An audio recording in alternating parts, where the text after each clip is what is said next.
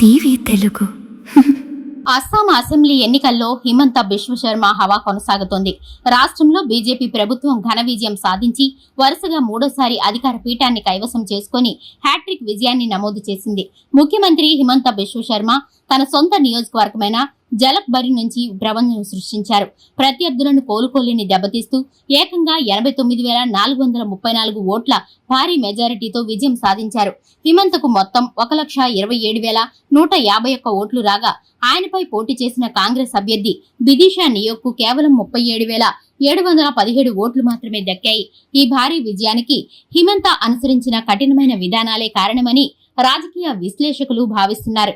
ముఖ్యంగా బంగ్లాదేశ్ అక్రమ చొరబాటుదారుల విషయంలో ఆయన తీసుకున్న కఠిన వైఖరి ప్రజలను విశేషంగా ఆకట్టుకుంది.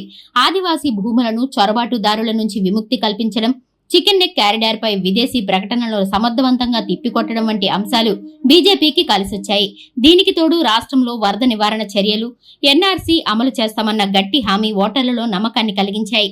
మొత్తానికి అస్సాం ప్రజలు మరోసారి అభివృద్ధికి, భద్రతకు పట్టం కట్టారు.